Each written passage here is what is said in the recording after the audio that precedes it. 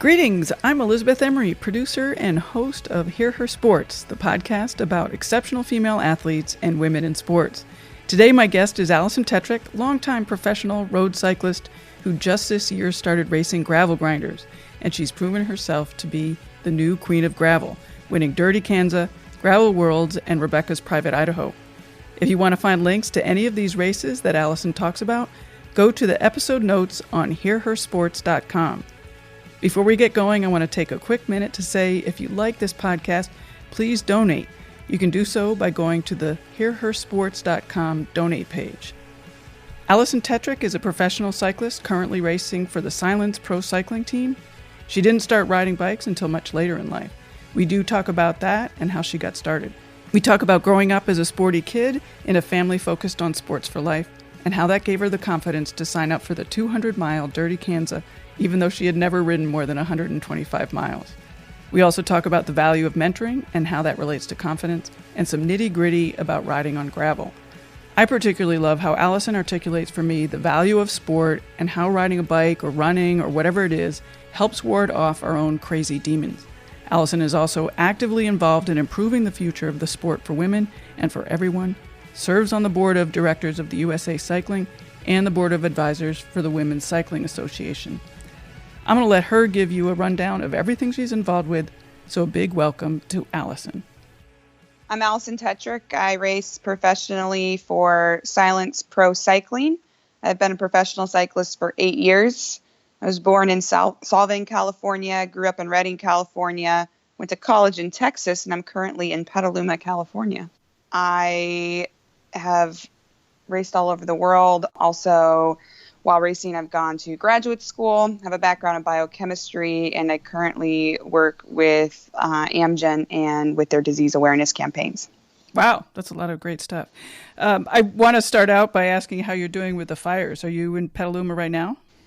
Yes, I did evacuate a couple of days ago. It looks like it's getting better, but it's still pretty smoky, and it's complete devastation, and it's the saddest thing I've ever seen. So it's been a pretty tough week here in Northern California. I bet it has. I don't think that any of us not there can appreciate, if that's the right word, sort of what actually is going on. Yeah, it's insane. It just kind of was a perfect storm, I think, and it's really unfortunate. And there's so many people who have lost so much. So I'm safe and I'm very fortunate for that, but it just is really, really heartbreaking. Yeah. Is this going to affect your training, do you think? I mean, not to bring it back to that, but. Well, for the last week, we haven't really been able to ride outside or anything. It's just the smoke level is so thick. And the closest fire to me was about 6 miles away, which has now been contained. So at least that threat has decreased. But I think it's definitely going to be a life changer up here. And I don't think it'll be the same for a very long time. Right. So one of the things that I found interesting was that you have a long history of sporty life in your family. Your grandfather has won a lot of titles in cycling, and your father was sporty. How was that growing up? It was fantastic. I think something with my family is that sports kind of for life. So I grew up on a ranch, cattle ranch down in Santa Barbara County, and then we moved up to Shasta County.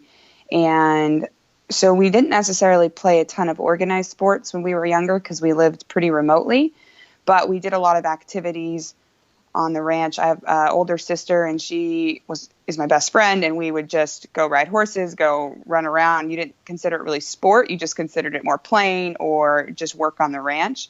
But my dad played football in college for UCLA, and he rides mountain bikes. He's a tremendous athlete. And my mom plays a lot of tennis, and she's amazing. And then, of course, my dad's dad, my grandpa, is 86 and still rides his bike every day and has 17 national masters titles and all this. And so we just kind of always were very active. And then I started playing tennis in high school, and then I played tennis in college. And same thing, my sister played volleyball in high school, and then she ended up running cross country in college. So it's just been kind of sports and activity and just overall like balance with being outside and and outdoors and moving around has just been kind of a part of our life. So it's been great. Yeah, I bet. And how come you hadn't biked before? Because you started cycling pretty late. Yeah, I started after college.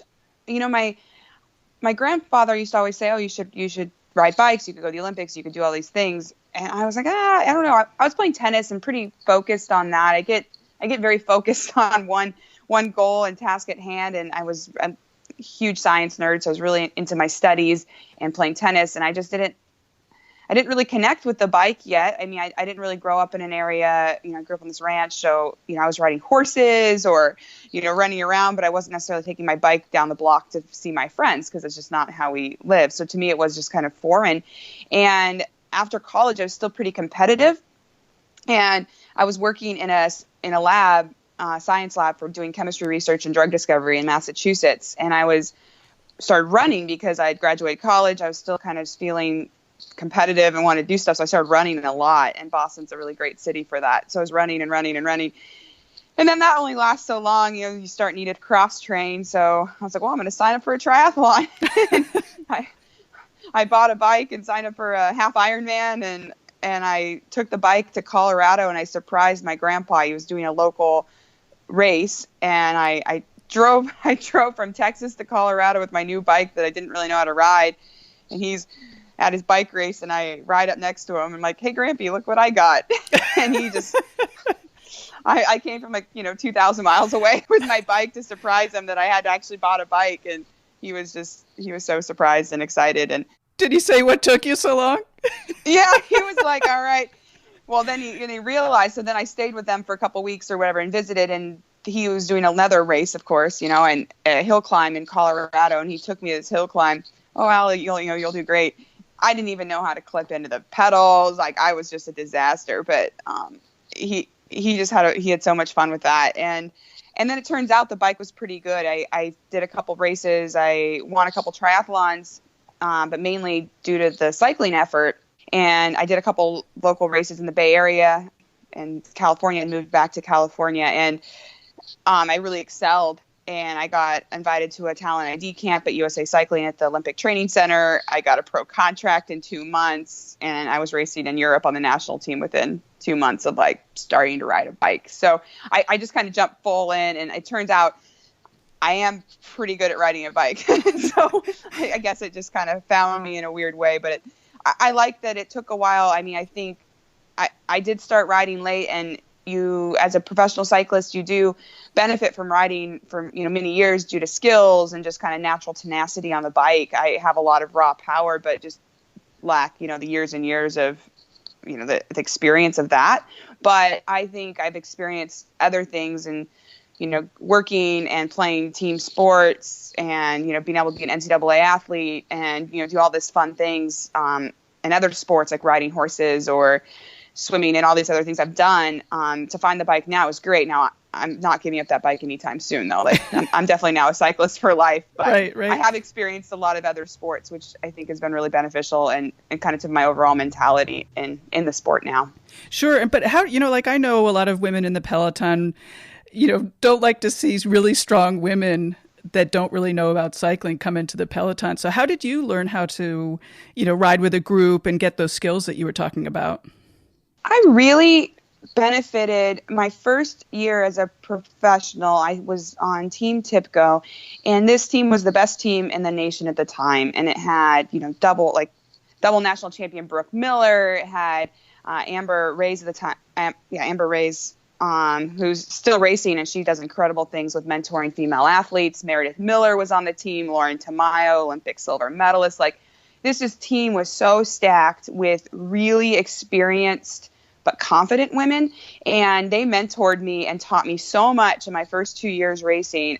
I look back just hoping I could do the same for somebody else, or realize how fortunate I am, because sometimes, when a new cyclist comes in that is strong and is showing promise, it's easy to feel threatened, or, you still want to stamp your place in the sport. And these women were just selfless and taught me so much, because I think I was young and receptive, and they were just very confident in their own right and their own experiences, that I learned so much initially that, that forever changed my life. And, of course now they're lifetime friends, but I think it's kind of the power of those mentors and those teammates, whether it's a team director or, just somebody on your group ride or your bike shop or on your professional team that takes that time to invest in you, give you a safe place without judgment, and also push your limits a little bit, because we do get comfortable, in your own skin. And also, like, I think sometimes, if you are really strong, you can be like, well, I'm strong, so I know how to do that, or I know everything because I can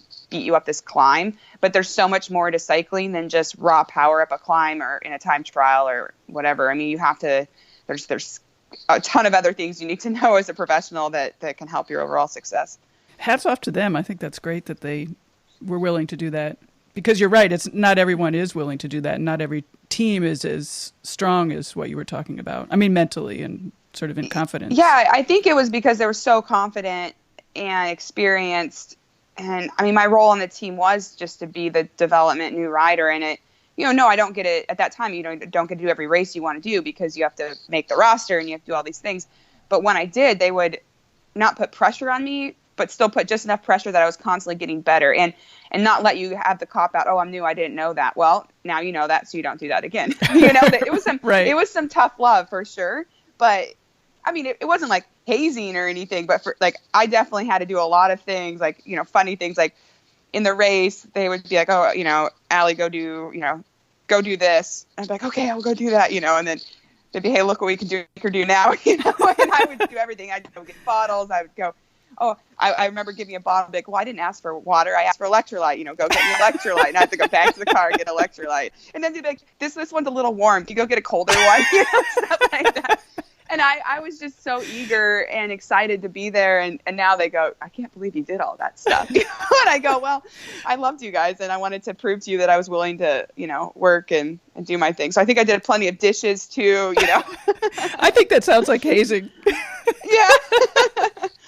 But looking back, it was just this is perfect experience for where I was in my life and probably where they were in their careers too, and the team was super successful. We won another national championship that year. I mean, it was just a crazy year, couple years. And I think it's just the power of team and sport and people willing to give back to each other. Yeah, that's awesome. Speaking of winning, I'm really jealous of your World Championship bronze medal in the TTT. That's just absolutely my favorite event in the whole world ever. That's awesome. Yeah, it's so painful. It's so painful, but like when you have a good team, there's just nothing like it. Yeah, that was another one of those experiences. I switched teams mid-season and I went to Astana, and I kind of needed to probably take that jump sooner. But like I said, we do get comfortable in your own bubble and space. And I knew I needed to challenge myself. And, Mari Holden was so encouraging, another woman that gives back to the sport. And she's a world champion, Olympic silver medalist herself. And she was like, okay, Alison, it's time. Like you need to grow. And in order to grow, you need to get a new experience. So flew over to Italy with a one-way ticket and hopped on Astana and did some of the, a huge block over there for most of the season, honestly. And it was so challenging, being on a team where no one's speaking English. I learned Italian. I was living with these wonderful group of women, and we just went to battle each day with each other at some of these hardest, European races on this beautiful team. And we never really trained for the team time trial, but we just kept doing all these races, and I'm learning tactics in Italian and how to coexist in this wonderful team. And we went up to altitude training camp. We did all these things. We just rode together all the time. And we were I just followed whatever program, they had the training program he had us on. And we rolled up to Team Time Trial Worlds, and I was so ecstatic to be there. It was in Ponferrada, Spain. And I was so happy just to be at Worlds and to be with these girls that were now still lifetime friends. And I'm like smiling at the start line, like, take a picture. I'm at Worlds. This is great. I'm in light pink or light blue. I love my Astana kit. Like, I'm so excited to be here. And the girls, we were just laughing, going, we've ridden in a team time trial like 3 times. Like, we did some motor pacing together, and we rode the course a couple times, and we were all just going, we're crazy. What are we doing? Like, we don't know what we're doing. And then we get on the start line. We're, waving at the fans. We start, and we just go so fast. And on the radio, he's like, "Oh, you guys are the fastest. You are the fastest." And we were like, "There's no way," and we did. We had this incredible ride, and it was almost like this another one of those perfect experiences that you can't ever recreate. It was these 6 really strong riders that we really trusted each other, and we had definitely worked so hard together for the year, and to show up without necessarily a lot of all that like kind of sexy technical preparation with the best skin suits, the best air helmets. It wasn't like that. It was more of just like a lot of heart. And so a lot of heart and like pain and suffering and believing in each other and trusting each other. And at the end, we were seriously all crying because we couldn't even believe we were like the little bad luck bears that got bronze. And I don't think there was a more proud team to ever get a bronze medal. Now I look at the podium every year and I'm like, I don't think there'll ever be a team like my little team that got that medal. Because it was like we freaking won. Like, we were so excited. We felt like we won. Yeah. And that was probably one of my most favorite memories in cycling. See, that's the beauty of the Triple T. Yeah. We just kept going. I mean, well, there was some profanity in there because, but we were just like, holy, what the? And I had all my teammates saying that, and they didn't really know what they were saying. Right. That's great. That's great. So what team are you riding on now? It's pronounce it because it's sort of an interesting spelling. Yeah, it's Silence Pro Cycling. Okay. So I've been on Silence Pro Cycling for 2 years. It's a fantastic team. It's American registered. We do all the entire World Tour calendar. So the last 2 years, we haven't missed a women's World Tour race. It's a really, really great sponsor. So Silence is a malware company. So it's, cybersecurity company, and they've been really invested into the women's cycling now as our title sponsor, and they will be sponsoring the team next year as well. So it's just been a great team, and Manel Lacomber is the director. He's Spanish, and the team is pretty mixed. Like I think this year we had 7 different countries on the team, so a very diverse team. So I love that. And they've been really supportive of your interest to do gravel racing. Yes, it's been awesome. I wanted to make sure I could do some gravel racing this year. The year before, I was watching it from afar, trying to see how I could do it, and racing every single World Tour race. I mean, there was just no way. And this year I wanted to lighten up the schedule a little bit to do some more adventure racing. And it's really good. I mean, Canada makes really good equipment for that. So we could kind of capitalize on our very quality team partners and just to kind of show up at a couple key events, which, I mean, another one of my favorite cycling memories now is going to be winning the Dirty Kansas this year. So I'm not taking that one back either. Right. What was the attraction of gravel racing? I've done road racing now for 8 years at a very high level. And like I said earlier, I mean, I jumped full in and just kind of been going full gas at this level, give or take a lot of, injuries and setbacks along the way. I was looking for something to do that was a little more adventurous and outside of my comfort level. I don't mountain bike or do cyclocross really at all. Probably ridden a mountain bike under 5 times in my life. I'm very, very roady. I think it's the science-based side of me and my personality. I kind of like the monotony and the training and the predictability and all these things. So for me, I love riding my road bike, but I was looking at these places that the gravel bike could take you, which it's a similar geometry. You kind of feel like you're on your road bike, but you can cover more rugged terrain. And then the other thing I love about riding is the views and these, the community out there and the getting on dirt roads. You can go out to some, gorgeous places, and it brings together, I think, even almost a larger cycling community. So it's just really fun. Like, I really like the all-inclusive. I like the mass starts. I like, there's more women out there, and women get really good when the distance starts getting longer too. Like, everyone can do this, and it's so fun. And you kind of you can race and challenge yourself, and you can do as good as you can do that day. But then if you have a bad day, it doesn't really matter because you still finish this like gnarly route, and you're still tired at the end, and you can still have a beer or whatever with your friends and barbecue and hang out, rather than as much pressure on who's winning or who's losing. It's more about this experience. And I just think that's so cool. And I'd never ridden my bike that long before, so I wanted to try it out. I was just going to ask, I mean, You certainly jumped in whole hog. I mean, you hadn't ridden your bike that long, and then you did the Dirty Kanza in June, and then the Gravel Worlds in August, and then just now the Grapes of Wrath in October. Yeah, I did Dirty Kanza. The longest I'd ever ridden my bike was 125 miles, and that was like 3 years ago.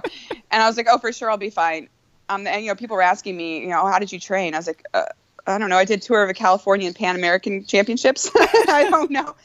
I hadn't done much, so in that long space. But I've raced my bike a lot, and I ride my bike, so I was like, I think I'll be fine. And it definitely, I was pretty comfortable until about that 150 mile mark, and then I just hit, after about 6-7 hours on the bike, 8 hours.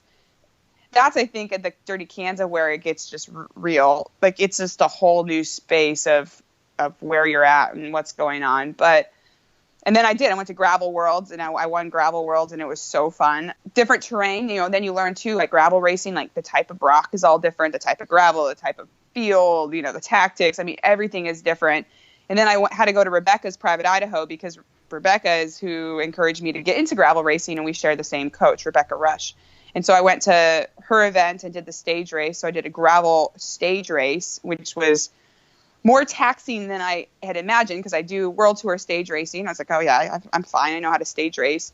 But I think just 3 consecutive days on the gravel, I was like, oh, I am tired. Like, this is hard work. Yeah, so then I popped into this Grapes of Wrath event over the weekend. It was they said it was 134. I'm going to tell you it was 140 miles. And I probably should have read the race Bible, but I had an event up in Napa that, unfortunately, due to the fires, was canceled. So it was a last-minute thing, and I saw this event down in Central Valley. I got to try that out. And I didn't really read it that well, like what I was going to get myself into. And we start, and they're like, okay, so at about mile 60, you take a left turn, and then we're going to start the climb. I was like, oh, good. I like climbing. And they're like, yeah, it's 34 miles long. I saw that. Like, oh, my God. The climb is 34 miles long. They go, yeah, you climb 12,000 feet in 34 miles. I was like, oh, who signed up for this? Like, when was somebody going to tell me? And they're like, you could have read it. I was like, yeah. Oh, well. So. Well, since you're new to gravel riding, what are your first impressions? Like I said, I really, really love it. And I mean, I started with, let's say arguably like the ultimate gravel event in the world at the moment, which is the Dirty Kanza. And I jumped in there, and I utilized a lot of my resources to try to plan for it, as far as texting, Ted King, Tim Johnson, Yuri, people who had won it, Rebecca, I'm like, what do I do? But as soon as I got into the town of Emporia, Kansas, it was just this crazy, welcoming, amazing, like, tribe of people that you just love immediately, because it is very inclusive and supportive. And so my first impression was, oh my goodness, I never want to leave. I think this is a really cool side of the sport. And yes, racing these, famous races all over the world is awesome and challenging, but this is just suddenly you're connecting with all these people that are going to do the same event as you. And yeah, you might be racing to win it, and other people are just trying to finish it. But I think bringing all these people together is just super cool and really encouraging, and I think it's good for the sport. Is for people who haven't ridden the gravel races, like, what's the difference? Like, what would be the most different thing from road riding or even mountain bike riding? I think that a little bit of a difference is a lot of these gravel races, which is probably similar to mountain bike, but not a little different, is they're a little more like adventure style racing. So a lot of them are self-supported. If you're like Dirty Kanza and Gravel Worlds, it's parts of Rebecca's was, you have to navigate yourself. So you download the file into your GPS, you navigate yourself, you're bringing all your equipment that you need, versus relying on support or, team cars or pits per se. So I think there is a great deal of kind of self-responsibility that way. But I think you feel more accomplished in a way, but you have to be way more prepared. You got to look at the course or understand these things. So that there's that. I do think the mass start, men and women all starting together is, pretty fun. It kind of has that kind of Gran Fondo feel in a way versus, other types of events. And, from like road racing, if you get dropped, it's, you're out by yourself and everyone can see you lap after lap to a criterium or something. If you're dropped, we've all been there. At least I definitely have. And that's like kind of mortifying. Whereas in like a long gravel event, like everyone's going to end up riding by themselves at one point, and that's okay. Like you don't have to be in a big pack going, due to the terrain and the high rolling resistance and, all sorts of mechanical issues that can happen. You end up being by yourself for a while, and that's okay too. And you get to kind of meet a new version of yourself, and it's usually a pretty crazy side of yourself. And then the people you do see out there are like you, and then you can meet new people that way. The Dirty Kansas and gravel worlds are on like more rolling terrain, so they're just like constantly like power climbs. So you're not doing like anything super high speed and like crazy technical, but you're just constantly moving and rolling. And then other ones like in Rebecca's, you do big climbs and big descents. So, right. I think it just depends on the event and kind of how they're targeting it, because there aren't really any rules to these events. So as a promoter, you can kind of just make it up on your own. So whether you have pit stops or how you want to make the rules, or, whether you have to take a shot at a rest stop or get a pipe cleaner, or however you prove that you were there. Right. I think it's really interesting what you were talking about. You have to be prepared, that you can't rely on sort of your support team to, know the course for you, or, have your equipment ready and stuff. Yeah. And I think that's kind of a fun side. So then that opens a whole other part of the industry where now you're looking for, what bags are the best. And, so now companies are creating, I know Camelback just came out with this like really cool new, hydration pack made more for like the gravel racing. It's really comfortable, a little lighter weight, because you don't need to be packing like overnight stuff in there, but you're packing just enough to feel comfortable in the road position, so there's market for kind of this new adventure style racing for equipment too, which is super cool. Like gravel bikes are now a thing, which are technically different than a cross bike. You don't have to be, but they can be, so there's kind of like no rules on that, but that makes it really fun. Yeah. You also mentioned that the gravel races are mixed, so the men and women start together. I sort of expected to see more women racing, and I just looked at the numbers for the Worlds, and it was 27 women compared to 245 men. And in Dirty Kansas, there were 123 women compared to 698 men. Yeah, so it sort of surprised me. And even in the younger categories, there was like under 29, there was a big difference as well. Yeah, I think that's where our sport is. But I'm hoping, I think actually that gravel racing and some of these kind of more event activation and things are going to appeal to more women.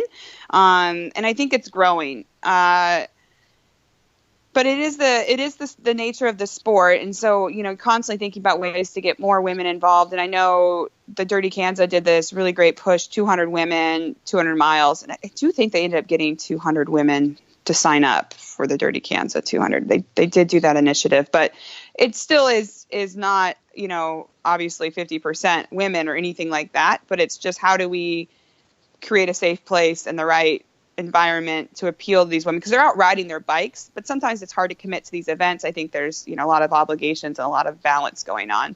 So I think it's a good outlet to get more women involved, and I'm happy to keep pushing for that and exploring ways to be able to communicate that.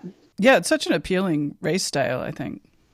It really is. And like I said, it's really, it's safe. It's not like you're doing these, like I said, you're not doing these like crazy turns in a big pack and dive bombing corners and sprint finish. I did sprint finish, but you know what I mean? It's a little different mentality. And so I think and especially how you choose to do it, a little less stress that way. And so I think it's just kind of communicating that, and then also like industry, athletes like myself, like what you're doing, just kind of explaining this side of the sport and how to get more women like out there, because I honestly wouldn't have thought I could ever do something like that if it wasn't for a really strong woman, Rebecca Rush, telling me, hey, come out and do this race. You're going to love it. Like each year, come do, her event. She's even putting on an event, and how she gets more women out there and in participating in her sport. It's just like that. It's like people being encouraging and trying to like at least be able to explain what our sport is and why you would love it. Right. Certainly there are plenty of women doing marathons, and it's, it's similar in a way. It is similar. The cycling is, it is equipment intensive. Yeah. It's believe me, sometimes when I travel for work, I'm going, I wish I love to run, but I want to ride my bike, let's be honest. And so I go, gosh, it's hard, if I'm going to go to work for 2 or 3 days, like, okay, how long am I going to be at work to then, make sense if I'm going to travel the bike or not, or, can I squeeze in that bike ride, but then I got to build it, or, it's all these things. And so it is hard when you're traveling and doing, or, with your family life too. I mean, it's relatively a time consuming and an equipment intensive sport, but I think once you get kind of that starter set up, then you're golden, and it's just so fun. Other than what you've already said, is there anything that you would say to women who are thinking about it or hadn't heard about gravel racing to encourage them? Yeah, I think you just have to start somewhere and, pick a small goal and look at it in an events calendar. And maybe, I would highly suggest some of these ones like Rebecca's Private Idaho, or, some of these fun, and like a lot of these communities have grassroots, gravel racing all over the country. Now that I'm in this sport more, I'm getting all these messages, oh, check out this event, check out that event. Like even this Grapes of Wrath one I did, there were more women. There was a 50-mile option. It was great. So maybe you start with a small goal, see if you like it, and go with a friend or something too, because I think I like doing this with people I like to ride bikes with. So if you take your training partner with you and you guys make a girls weekend out of it, or is it a family weekend or whatever, and you can go out and just enjoy this together and kind of make it an adventure, I think that's really fun. So it doesn't have to be intimidating, and you don't have to necessarily do it by yourself. I like to go with people, so I know someone's looking out for me too. Right.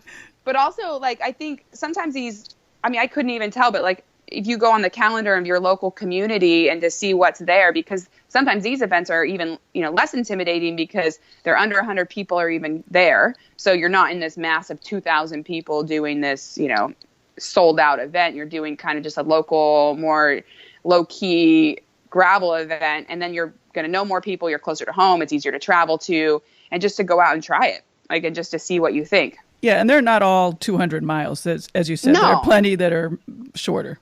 No, yeah, there's like down in Southern California, I'm going to try out a former professional male cyclist. He does a event called the Expandex Stampedes, and they're 50 miles, pretty chill, and they start and finish at a winery. I was like, okay, I'm going to go check out that event. Yeah, that sounds like that's my I would say cup of tea, but I'll say I guess that's my glass of wine. Right. That sounds right up my alley. Yep.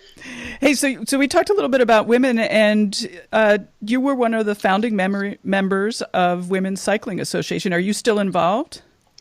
I'm on the board of advisories currently, but I'm not hands-on every day with that. But I do know that Robin does a fantastic job, and she's a good friend of mine. And I helped initially begin it, and I have since just been kind of consulting, or if they have any questions, and helping out from there. I also serve on the board of directors for USA Cycling, so that's taken some time as well. What's the current status, do you think, of women bike riding and women racing? I think internationally, just that's because that's my wheelhouse at this moment. Internationally, I think with the Women's World Tour, it's growing. There's a little bit more pressure for equality and things like that. An increase in race days, with the Liège-Bastogne-Liège, et cetera. Like this year was awesome. More teams, but every time more teams come in, more teams leave. So as far as professional cycling in general, there's been huge strides since I started, but then also part of it makes me think it's still the same. Because with one good thing always comes something maybe that's a little step back. But I think that the UCI has really taken some big steps forward with these race days, and kind of increasing the level and showcasing women's cycling better. And that's what the sport needs ultimately to succeed, or to find more of a higher standard. It's hard to sell sponsorship and TV and all those things to a sport that isn't showcased. So we need a little bit more publicity there. But I think the level is so much higher. The level, our depth is getting much higher. There's so many good riders out there that are super passionate about the sport. And I would just like to see us be able to tell their stories more, right. To a larger platform, because I think more people know about the sport than we get more support as a sport in all. And then, in the U.S., there is an entire team, USA Cycling and, these local associations that are all really trying to push, how do we increase women's cycling, whether it's visibility or just make sure that they're coming to the races. How do you do the categories where it's friendly for them to come and the best option? So there's pros and cons to all of that, but there's a special committee for, the women's committee to look at this agenda and look at what people are doing successfully in some areas of the country and then how to recreate that in other areas to keep that momentum going. So it's definitely, I think, on the forefront in a lot of people's mind. It's just, if we all had the answer, it'd be easier. Sure, it'd be done already. I mean, I'd like the whole sport in general to keep finding, positive strides, whether it's rider safety, race schedules, all of this. Also, of course, for women's cycling, I think that that's going to be important to keep that momentum going. It's frustrating, when you think, okay, oh, great, we've had this La Course, now we've had on the Champs-Élysées several years, now we're doing the climb, but, hopefully we can get multiple days, it's still right. A one-day event. So stuff like that, you're looking forward to hopefully keep advancing that as it goes on. Yeah. So what's next for you? What are your goals for the next few years or next, 5 years? Yes, my 5-year plan. I don't have a 5-year plan, by the way. Okay. I was like, I feel a little nervous here. So I something I've always strived to do in my sport and for me personally is to make sure I have the appropriate life work balance, and my work can either be communications work I do or as a professional athlete, and then also just for me personally. So it was hard initially because I was so entrenched into cycling when I first started, and definitely had a lot of stars in my eyes because I just found this beautiful sport that I love. I was good at it, so there was a lot of positive reinforcement, and I got very into that sport, and then I had some really bad injuries, and it had to make me realize how important life balance is too, and that you can't have one thing define you, and you need to make sure you take time to do other things and invest in yourself. So I think I'd like to continue doing that. I think I've been much more successful at that the last couple of years. So whether it's, I've always worked throughout my entire career just to make sure there's always something, because you could crash on your bike, you could never be able to ride a bike again. A lot of things can happen, and I didn't want to not have a backup plan. And so I wanted to make sure I had something that I wanted to do and was interested in. So I would like to continue doing that part of my job, but then also as an athlete, finding more ways to be, I think just using my I don't know, my brand, or however you want to call it, to increase the impact, and whether that's getting more women out there doing some of these fun events, inspiring men as well to keep challenging themselves, riding bikes, and giving back to their communities. I think the bike is a very powerful vessel to do a lot of good things, and we can use it for charity events and raising awareness for all sorts of things. And so how do we continue using bikes as this kind of really fun way to challenge yourself, find out a whole new level of crazy of yourself, but also bolster our communities and do powerful things. So I want to keep challenging myself on the bike and pushing my limits. So I'll keep targeting specific races I'd like to do, but also while I'm doing that, I would like to hold myself to a higher standard to bring more visibility to our sport in a positive way. So I'm really looking forward to doing that. I feel like I've done this sport for long enough at a very high level, I guess the highest level in the world. And I'd like to make sure also I can give back to all these grassroots and, all these other awesome things we're doing out there. That's fantastic. So, I often have trouble articulating why I think that sport is so important. I've said sports is not just sports, it's sort of reflective of everything else. I mean, it sounds like you feel the same way, that sport is not just sports and it's important for a lot of other reasons. Yeah, I think it's just transcends way past just being sport. Yes, you can win or lose, et cetera. But that's why I think I like some of these gravel events, because it is less about the ultimate result, although I wear that belt buckle all the time. All the time. It's about when you go out, it's really not about even the result. It is about the process. I know it's always easier to say that, and in the moment you're stressed and you want all this stuff. But like, you learn so much about yourself when you're training for something, when it's dark in the morning, you're trying to get a ride in before work, or you're getting a ride in after work, or you're suffering at the climb trying not to get dropped by your friends, or you're, all these times that you kind of suffer and find these like dark moments in your head, and you can solve world problems on the bike. It's a really great outlet. I mean, I need to go ride my bike to kind of get rid of some of my crazy. I've got a lot of energy. I'm a little crazy in my head sometimes. So I need to make sure that I can go out on my bike for my own therapy and soundness of mind. But also I think sport can parallel something so much more powerful, because somehow it unites us together. Like when you go and ride with people or complete an event or train with somebody, you've gone through this whole experience together, and you feel more connected to your community because you saw the beautiful views, to the people you're riding with, and to the whole kind of introspective time you had in yourself. So I as a woman, I think it really empowered me as well. And my family, being so active, I never considered any sort of gender, equality or anything like that, because I was just raised to be a strong, powerful woman, like just a person, like a strong, powerful human being. And I could do anything that I wanted to. And that's what my parents told me I could do. And I believed them, and it took me probably until after I graduated college where I realized, I wonder if that was true, or if I was just told that. But realizing that's kind of what my family and what sport instilled into me. Like, I want to go and do Dirty Kansas. Yeah, I can do that. Sure. I didn't even doubt myself ever. I just thought, yeah, I can do it. And I think I can win. And to have that level of confidence, and I think that sport gave that to me. And even if I didn't win, I'd probably be like, well, hey, I gave it a good try, and I learned this about myself and this about the event, and I got to meet all these really cool people, So there's positives always, because, sport, and especially in cycling, because it's an individual sport. You can say it's a team sport as you watch the Tour de France and, the racing I do on my team. Yes, it's a team sport, but ultimately it's individual, because you have to pedal your bike. You have to be mentally strong. You have to take that corner this way, and you ultimately have to get across the finish line and do your job to get there.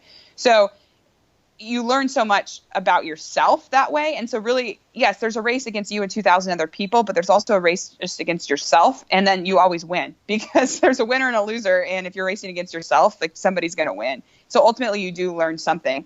And I think, though, that makes you more powerful at work and in other things you do in your family life, because you know what you can conquer in your own head and what your body can do. And then you really can do anything you want. Like, you can just dream it up and train for it and get ready for it and do it. It's part of that process. That's a great message. I love it. Thanks. It sounds like we're going to see you doing some more gravel races next year. Oh, for sure. Absolutely. I'm like so sold. I don't even know. It's pathetic. It's like all I want to do now. So. That's cool. That's cool. Yeah. Are you going to change your training at all? I don't think so. I just had a talk with my coach. I hadn't really thought about it, because this year we didn't really do anything specific training. We just raced.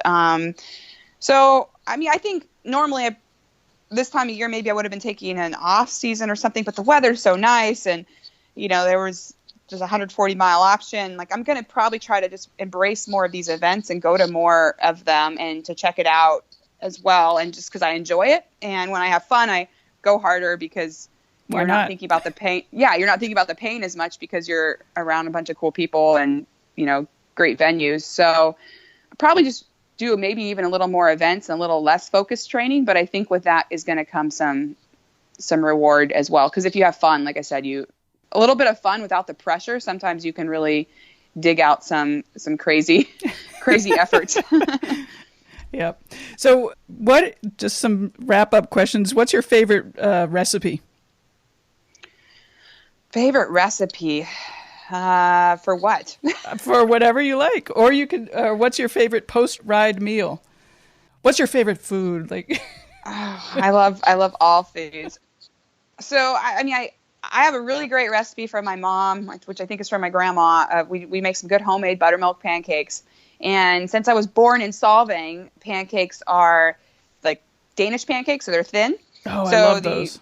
Oh yeah, and they fold them over. So that's how we make pancakes growing up. So I never understood those real thick. Now I like them, but I never had the real thick, typical, American pancake. I'd always had these like Danish pancakes. So I have a very good recipe for some Danish pancakes, and you cook them on the griddle, and they're just like super thin. Put a little powdered sugar on them, butter, syrup, egg. I love it. It's so good. And yeah, so I have a very good recipe for that. And then my favorite food, I like all food, but growing up in the Central Coast area, we have this favorite way we barbecue a cut of meat called tri-tip. And it's kind of like a tenderloin steak, and you cook it over an oak fire. And so it's like called Santa Maria style tri-tip. And I like it like medium rare, almost a little on the rare side. I'm total cowgirl. Yeah, no vegetarian for you. No vegetarian and no gluten free, but it's just cooked really, really well. And I grew up with my dad, barbecuing on Sundays, and there's just a certain way you do it there, and it's just awesome. So actually at this event, since it was down in the Central Valley, they had tri-tip after it, and I was like, I feel like I'm at home. Nice. They had like tri-tip and whiskey, so it wasn't a bad day. I do like all foods though, so I mean, I won't turn down most things. Yeah, me neither. Well, I really appreciate it. We're going to wrap things up, but is there anything that you would like to talk about that we didn't get to? No, I think we covered quite a bit, and it's been really fun talking to you. So I appreciate you taking the time to hear a little bit more about the gravel adventures. Oh, absolutely. My pleasure. It's been really exciting. Thanks for joining us. Thank you. Bye. Good luck. Bye-bye. Thanks for listening. I know it's totally a pain, but please take a moment to rate and review this podcast on Apple Podcasts or wherever you're listening. It really does help the podcast to reach more people and to get the word out about female athletes and women in sports. Just a reminder, Allie's Bar is still available for listeners at 50% off with free shipping using the promo code HERSPORTS. That means a box of 12 are only $14. And they taste great and aren't loaded with sugar. There's been a lot of chat about meal planning. I'm totally terrible at that and often find myself happily saved by an Allie's Bar. Also, check out the new layout of the Hear Her Sports website at hearhersports.com. It has a beautiful landing page featuring a design by Agnes Studio. It's easier to find the podcast you want and to listen directly from the site. Sign up for our newsletter and follow on Twitter, Instagram, and Facebook at Hear Her Sports. See you in 2 weeks. Oh, I'm trying to have some coffee, so I'm ready for this.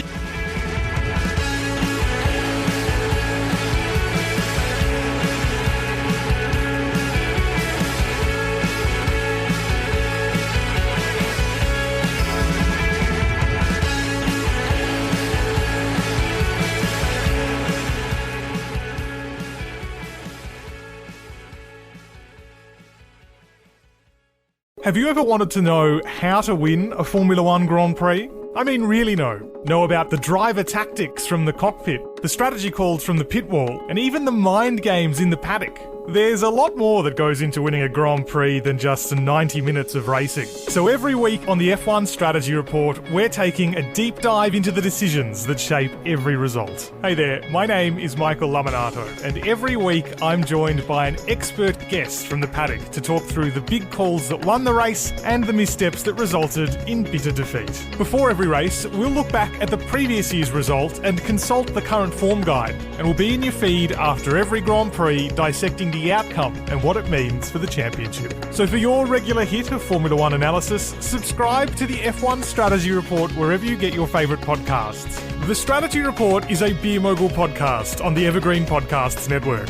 My name's Michael Laminato, and I'll catch you after the checkered flag.